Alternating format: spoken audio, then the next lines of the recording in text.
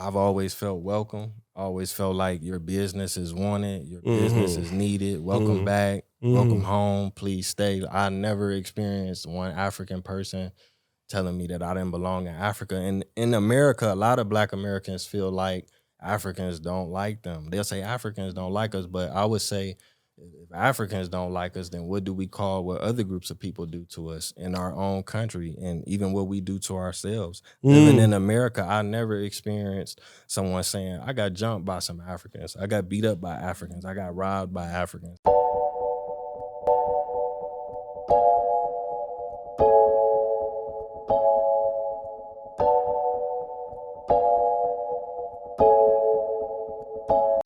Hi guys, welcome to Kenganda. My name is Janita Maya and this is the Repat podcast. I'll let my co-hosts introduce themselves. What's up, everybody? It's your boy Master Gabs. Happy to be here.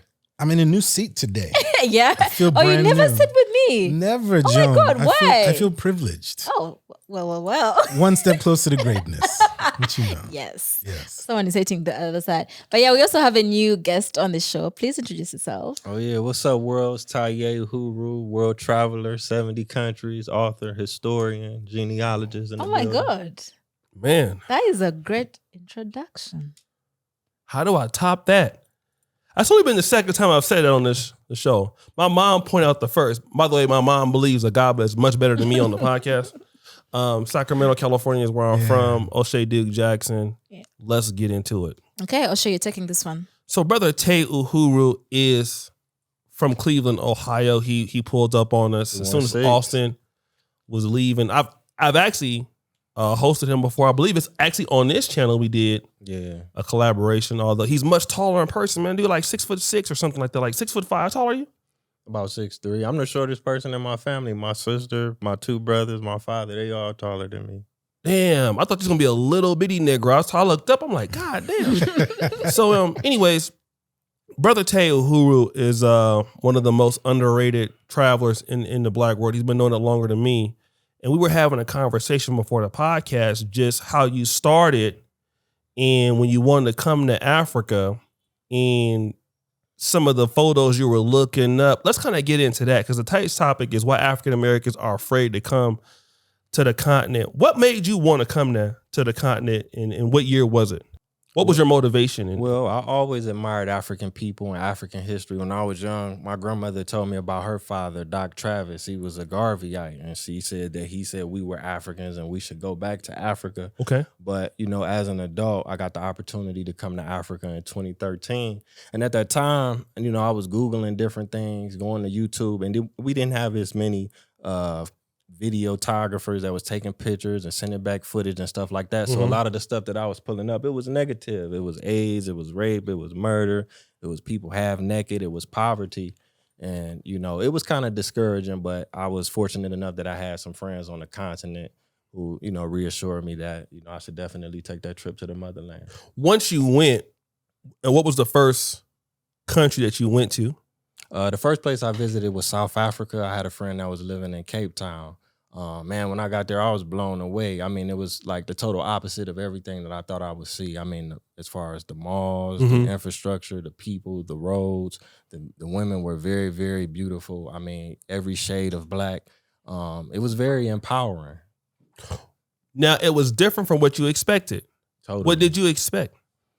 Man, first and foremost, I was thinking, somebody was going to kidnap me or snatch me up, rob me at gunpoint, like some shotters type, what I'm saying, a thing. But the people were so friendly. I mean, she was introducing me to different people and they would welcome me into their home. And they had nice homes. They had more, luxurious homes than the people that I know have in my family. And they offered me food. When you go to Africa, they're going to feed you. If they don't do nothing else, they're going to feed you. Feed you and feed you. I mean, the people were so kind, I just couldn't believe it. It almost was like, what's the story, Is it Hansel and Gretel? Or what's the one where they kept feeding the kids to try to put them in the oven? I don't know. That's Hansel and Gretel, yeah. Yeah, the old school story, but the people was, genuine people. And I'm still friends with these people to this day. To this day. You know what I'm saying? They never asked me for nothing or anything in return. And every time I go back, I make contact with them. Now, let me ask a guy, because Gabi, you have a different, because you were born in America as a Ugandan. very privileged. You know, God was rich. So what were some of the things that, I mean, obviously you went to HBCU, you grew up around a lot of privileged African Americans also. Did you ever have these debates between what Africa really was, because you ever had the chance to keep coming back? You know, right during, like, how often did you come back to Uganda when you were coming up in high school, middle school, things like that? And then what did you feel that the America was trying to teach you about Africa? And then what did you know at that time you were trying to teach others? Okay, so my history visiting Uganda and East Africa, for that matter, goes way back to even my earliest childhood memories. Because of my dad's job, he worked for the World Bank. So because of his expatriate status, they have a benefit where you can return home to your home country once a year. And they pay for your entire family to fly back. Wow. So from the time I was young, I mean, I use it as a flex. I was flying in Concords in first class when I was 2 and 3 years old. Okay. Returning back home to UG. So, I mean, I wonder why you so fly, man. I'm not new to this. I'm true to this. I see that. You know what I mean? I just got some money last week. No, seriously though. I was in Concords in first class, but the point that I'm making is that I visited Uganda frequently from the time that I was young. We would come spend maybe like at most a month during our summer holidays, staying with my aunties and uncles in their homes and spending time with their kids. So from a young age, I was familiar with the visual and the cultural experience of coming back home to Uganda. We would go to the village, spend, a week there. One of those situations where you fly in on Monday. Tuesday morning, you're going to the village for like a week. And we would be there. We would be there with my cousins, my grandmother, my aunties, and my uncles. And so I was very familiar with both the city and rural circumstances from which my parents came from. That's why, with great pride, I speak about how far, my father came in terms of uplifting himself and his life and the ability that he had to create the life of abundance that he then passed down to my brothers and I. But by no means were we visiting an affluent place. We were visiting dust and, a very, very low-key, low-budget, very modest situation that my parents came from once upon a time. So I didn't have any of that misconception around what Africa could be and should be because I saw both sides of it. When we came to Kampala, I was staying in my uncle's home who was a minister in Kololo, and he had drivers and security guards and soldiers and guards, and it was a mansion and it was all that. But then when we went to the village, it was that thing which everybody associates with poverty. So I saw both sides of the coin. To answer your question about what were the conversations like with my peers, growing up, a lot of people had the ignorant perception that Africa is just dust and tribal settings, like the stuff that you see in The Woman King and the gods must be crazy and all of these very stereotypical, people walking around wearing loincloths with no shoes. Do you have electricity? Do you have power? Do you have running water? Do you have flushing toilets?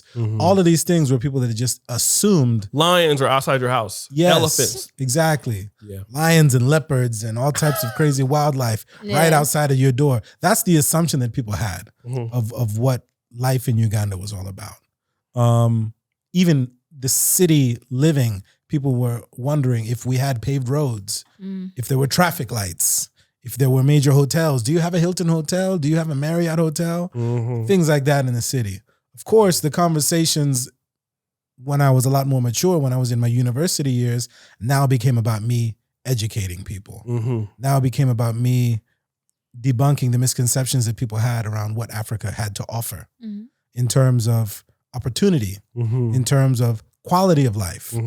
The conversation soon shifted from, oh man, you're African, therefore you're, definitely coming from something that is beneath anything that I know. And this is coming from people who grew up in the hood. This is coming from people who lived in the projects actively at that time. And I'm like, bro, do you know where I come from? We live in mansions. We have acres. We have estates. We have affluence. We have wealth. We have generational security. that people don't understand. But, you know, a lot of the conversations that I have had as an adult have just been about showing and proving. You know, don't take every misconception of what you see in the news media. Yeah. Like Taye said, it's about looking at the news media and showing poverty, famine, that African kid with kwashoko, with his distended belly, with flies all over his face, talking about for 28 cents a day, you can feed Sally Struthers. Sally Struthers, you know what I mean? That is what people saw of Africa in the 80s and 90s. Yeah. And it wasn't until online activity, social media, the internet was able to show people the Africa that you don't see or the Africa that they don't talk about. And that shit is like Wakanda in every direction. Yeah, I know. It was a Tangeray party. Yeah. Wait, I have a question for Yeah. Gabs. Now, Gabs, I want to understand the situation you're in. So growing up, when you had these people tell you all these things about Africa, yet you knew different, would you try to defend Africa? How did the conversation go? Were you telling them, you know what?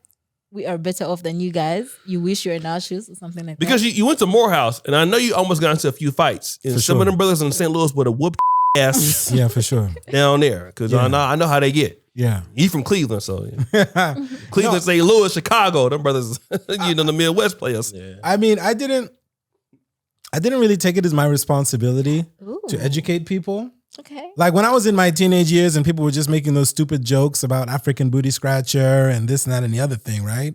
When you're in your elementary into your teenage years, you don't take on the responsibility of trying to educate people. And admittedly, like I talked to you guys about before, when I was at Morehouse, it was more so me becoming educated, more so than me educating people. Because when you have scholars about, you know, the Pan-Africanist movement, and you have scholars about, you know, how the migration of people through the triangle trade and through the slave trade and how the different cultures have been preserved over the years through different, you know, deliberate efforts to preserve your cultural history. I was ignorant to that. I just thought, man, I'm an African. I'm pure of blood. I got this. You don't have this. And therefore that makes me different than you. So when I was at Morehouse, it was more so around me being educated by my African-American brothers and counterparts that we are more alike than you think. But Definitely. the conversations with them were never about me telling them about what life in Africa is about. It was more so about me understanding how Africans in America were interacting with each other, how African Americans and, you know, Africans in the diaspora, indigenous Africans, so to speak, who just happen to be in the United States. It was more so about how we relate to each other in that way. I've never found it my responsibility to explain to people how amazing things are here. If you don't know, you don't know. And it's your loss. Okay. Period. Okay. You know what I mean? Because I'm not an ambassador. It's not my job to sell the life to people. Except in the case of some of my fellow Ugandans who were in a situation like me. Wait. Okay. Wait. What do you mean when you say that? Okay, so I was born in Alexandria, Virginia, grew up having the benefit and the privilege of traveling back and forth to Uganda, saw Nairobi, saw Kigali, saw different parts of East Africa. And I recognized and I identified that it was a good place to be early in my life. Okay. When I was making the decision to move back to Uganda, there were people who were just like me, who born and raised in the United States to Ugandan parents or East African parents, but they may not have had the benefit of being able to travel back and forth and see firsthand the amazing life and opportunity that you can find here. So they were like, oh man, what if I move back? What do I do? Where do I go? How do I be? How do I act? I'm so American that I don't know how to fit in there. These are Ugandan Americans. Yes. Okay. I'm so American. Shout out to Waltham, right? Our people are Waltham, right? Waltham, Massachusetts. Yeah. Yeah. Shout out to the Boston. Yes. Okay. So I'm so American in my thinking and in the habits and the everyday beliefs that I carry. Will I fit in over there? Will I be able to find a good job? Will I get screwed over because business is shady over there? Will I be able to find somebody who I can establish a relationship with and marry? So people have so many negative conceptions that life over here is not an abundant set of opportunities. People think that just because economically the landscape is different, people believe that you're entering a zone of struggle and peril and risk. Yeah, there's risk everywhere, but to me, it's a land of gold and opportunity, both in your heart and in your mind. And as long as you prepare yourself that way for whatever it is that you experience when you come here, then I mean, it's amazing. Let me ask also, Brother Tay, after coming in the South, because you've been to more African countries than me, and I live here, so I'm gonna start hating on you when you leave. But when you go, I know you're from Cleveland, when you go back and tell your family, because like my mom never came to the continent, my dad, my grandma, I mean, they still are thinking in a certain way. They know I'm doing okay over here, but they don't really know what's going on here, right? So when you go back and tell your friends your experience, what do they say? I feel like it's my duty to represent for Africa. Every time I go back, I'm bragging on Africa. I'm showing them the beautiful beaches, the beautiful landscapes, the beautiful women. I'm telling them about the hospitality, how I was treated. I got pictures, I got videos, I got all the evidence laid out. And a lot of them, like, we want to go with you next time. So I've been doing tours. I took 6 women to South Africa in January. I took 3 people to Egypt in December. So, I've been making progress. I'm definitely working on my people, but now, I mean, let me just say this, because one of the things I always get criticized about, especially on this channel up until recently, is like, okay, O'Shea, you talk about Uganda and a lot of the positives, but I'm obviously you would have experienced something that was a little negative, and obviously we want to be honest on our podcast, definitely, because when you go back and tell the people everything is not always glitter and gold, right? What are some of the challenges that you've had, either in Africa trying to do business here? Because you do have a tourism company, right? Yeah, definitely. How long you been doing tours in Africa? About 5 years now. Is it been good for you? Yeah, it's growing. COVID kind of threw everything off. So it was like I was kind of starting from scratch. But I feel like every place has its problems. But as a black man in America, I have to deal with a lot more than I do in Africa in terms of overt racism. Right. I don't have to worry about getting shot and killed by the police. I don't have to worry about racial discrimination. Right. I don't have to worry about the feminization of black men. I'm in Uganda. I can turn on the TV and I don't have to worry about seeing black men kissing, black men wearing dresses. So yes, every place has its problems. Okay. But I feel like as a black American born and raised, my great-grandparents picked cotton, and built America. Okay. The problems that you have to deal with in Africa are a lot less. I don't even have an answer to that, because you are right. That is true. That is true. I was trying to make it fair. You're going to have problems, but that's go ahead. Now, you're speaking of the problems being a lot less in Africa, but we want to hear, what are those problems that are a lot less? The type of problems I have in Africa is like, maybe getting, I don't even want to call it scammed, but sometimes people, they may say, okay, well, you're an American, so I feel entitled to charge you more than what the price is. But I'm willing to learn and experience and pay that price, because I may go to this guy and say the bananas might be $100. And he might say, oh, you are from America. My brother, it's $150. But then after I keep going to different, fruit stands, okay, now I know the price is $100. So now I can negotiate and interact with this brother on a different level, where he can't take advantage of me. So those are the type of problems that I have as a black American. But let me ask you this though, because I used to take those situations personal. It's like I'm trying to give you business. Yeah. But then you are overcharging me. Then I find out from somebody else, and then I used to be like, man, I ain't dealing with you no more because you're a liar. But you still refer to the person as a brother, right? How do you still have a relationship with somebody that was taken? Because we're looking like, okay, we're home. President Ruto made a big speech about, we're not African Americans, but the whole African diaspora. We don't need to charge you visas, because when you want to come home, there should be no charge to come home, right?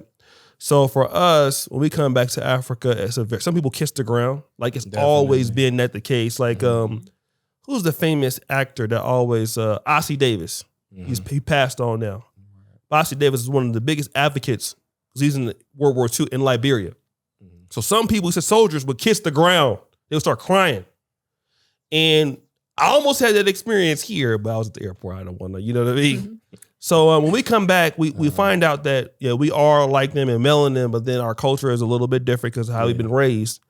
And sometimes we're looking at, we don't really fit in, and then we are being taken advantage of to a certain light. But you have a positive attitude towards that.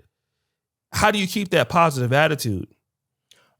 Because like I say, the way that people have treated me in general. So I may go to this fruit stand and this person might charge me an extra $50 or whatever. But I go to another fruit stand and I might give them that $150 and they say, "Nah, brother, these are $100." So I look at the person that's being fair and honest with me, and I will continue to do business with that person. I'm not saying come to Africa and allow people to continuously take advantage of you. Right. You're going to have to deal with that wherever you go. You're going to have some good and you're going to have some bad. But I look at the greater good and I look at the greater potential because we're brothers and sisters, whether we, agree with that or not. Can I ask you a question, though, before Joan starts asking? You said to deal with the greater potential. Can you define what that means?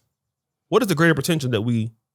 in every aspect, like I say, as a Black American, the fighting, the struggling, the music we create, and the things that we invent, and everything that we have invested in America, if we took that same amount of energy and invested in our brothers and sisters in Africa, the reward will be much greater for us and, in the diaspora and on the continent, whether it's economics, whether it's family, whether it's, nutritional, it's growing food, fruits and vegetables. We'll just have a much greater quality of life for us and our children and our grandchildren. We could leave America today, and like I say, half of the problems that we deal with will immediately be removed from our lives. That don't mean it's going to be paradise. That don't mean it's going to be perfect, but I'm speaking from experience.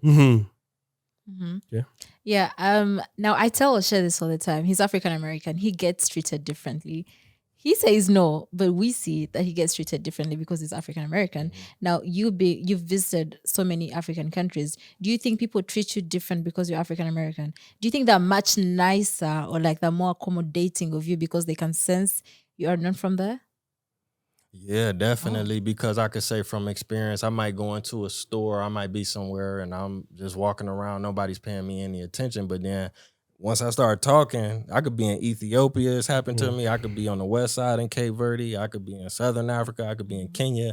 And they'll give me a look like, "Where you from, brother?" And I'm like, "Oh, I'm from America," because they could hear the accent. But then some people, they'll ask, "Oh, okay, you from America, but your parents are from here." Yeah. And I'm like, "Nah, my parents, my grandparents, they all Americans." And I may try to kick the, transatlantic slave trade on them, but they may not even know that history. But I could say that in general, usually people do give me a pass because I'm an American. They'll be nice to me. I never had one single person be mean towards me because I was American. I never had one African person say, "You need to go back to America. You're not welcome here." It's always been love. And like I say, in the worst case, they'll try to get an extra 25 cents out of me or an extra $1 or whatever, what have you.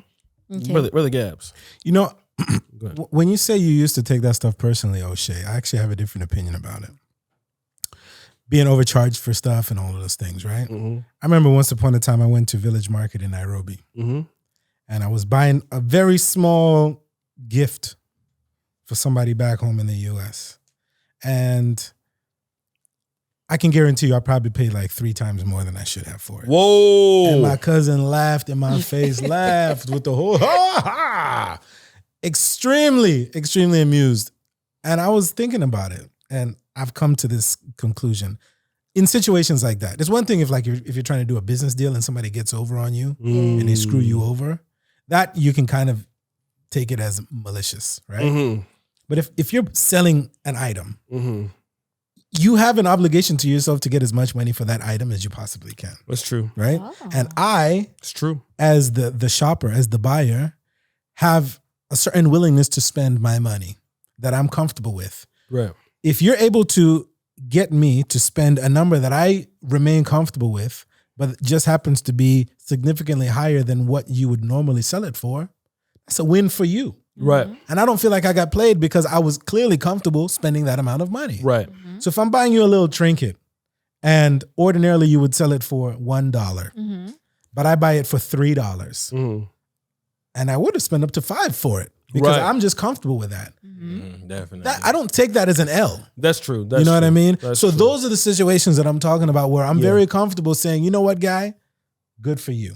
You did well today because that's your business. That's what you're supposed to be doing. But now if we're sitting down, we're talking business and now, we're calculating a budget of $100,000 and you elevate that thing by 20, 30% with the intention of pocketing that money and profiting at my own expense, then yeah, it's a problem.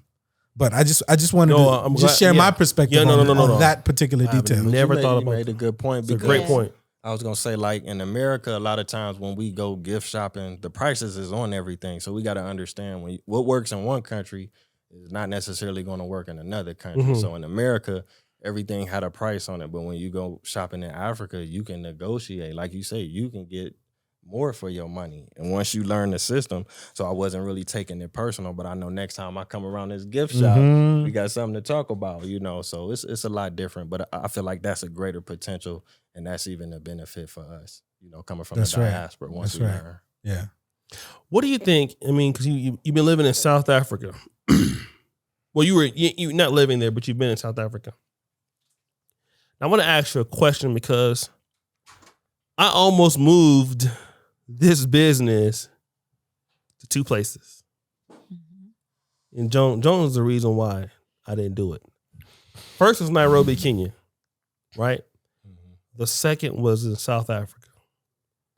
Now, South Africa is a complete vibe. I've never been to Cape Town, but I love Johannesburg. I haven't been there since 3 years, but I love Sandton. My rands I'm tricking it off, for free. And now, but when I see a lot of African Americans coming in, I see some brothers who are going to South Africa, but we have so many of us going to Ghana. Now, why is Ghana, in your opinion, winning the diaspora in comparison to South Africa? I think one of the things is it's a misconception that all Black Americans come from the West Side.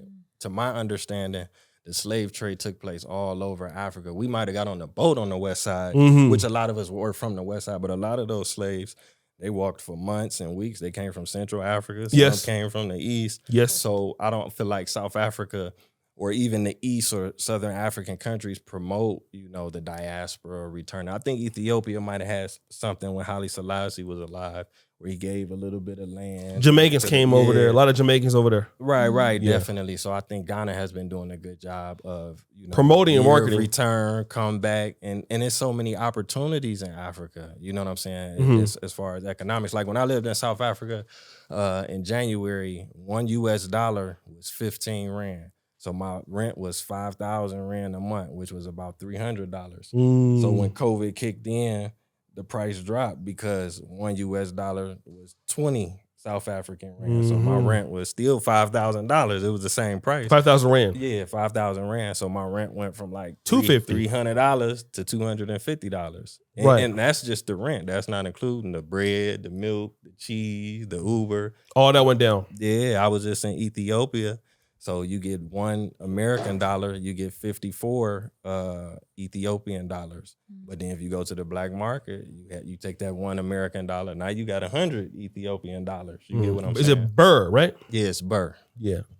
So yeah, I mean, the potential is just unlimited. And like I say, the continent is like the sun, and the diaspora are like the sun rays. We need each other. We bring it all together. You know what I'm saying? Why do you say the continent is like the sun and the diaspora is like the sun rays? And the reason why I'm saying that is I have a very controversial video on this channel that got a lot of users said that I was convinced that Africa don't need no diaspora. Yep. Remember that video I made? I do. Right. Yeah, I was convinced that Africa could take care of itself.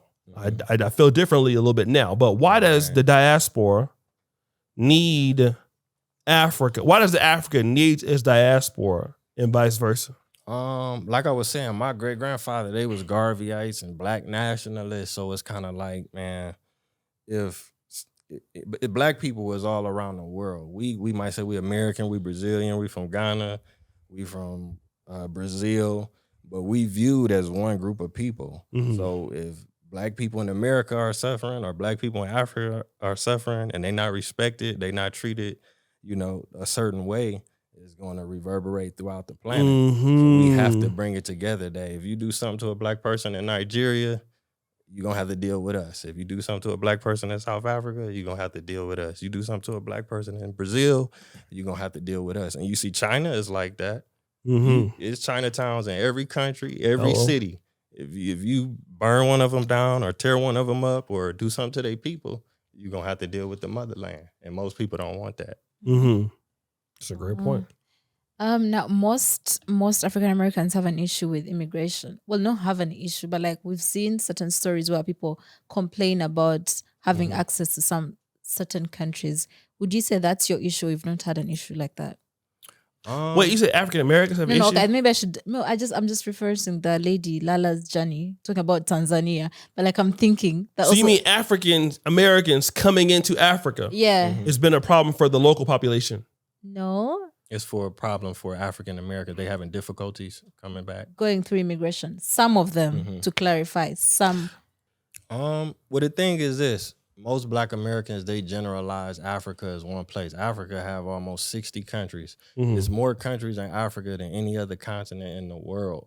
So your experience in Nigeria might be 100% totally different than your experience in Ethiopia or South Africa or Mozambique or Seychelles. So only thing I could say is do your research before you go and have all of your paperwork, just like you would if you went to Europe or Asia. You know what I'm saying? They're not just going to let you come into the country just because you're a black American. You have to have everything. And when you're dealing with immigration all around the world, you have some people that, are assholes. You know what I'm saying? But then you have some people that's just doing their job. You know what I'm saying? So you just have to do as much as you can in terms of doing the research and being prepared.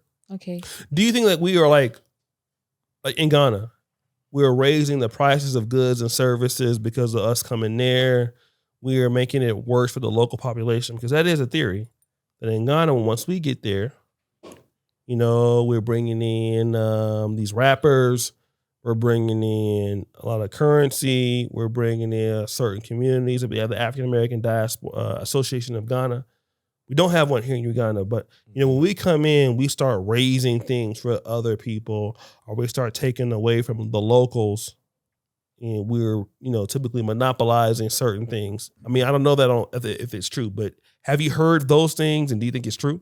Not from my experience. Like you say, you would have to probably ask a local from their perspective. But like I say, most of the African countries that I've been to, I've always felt welcome. Always felt like your business is wanted, your business is needed. Welcome back, welcome home. Please stay. I never experienced one African person telling me that I didn't belong in Africa. And in America, a lot of black Americans feel like Africans don't like them. They'll say Africans don't like us, but I would say if Africans don't like us, then what do we call what other groups of people do to us in our own country, and even what we do to ourselves? Living in America, I never experienced someone saying, I got jumped by some Africans. I got beat up by Africans. I got robbed by Africans. Some Africans shot my house up. Never. Some Africans Never locked the door because we stole some cigarillos and they beat us with broomsticks. I never heard a black person say some Africans shot us 10 times or chased us out their neighborhood, or we bought a house in this community and some Africans vandalized our property with racial slurs. But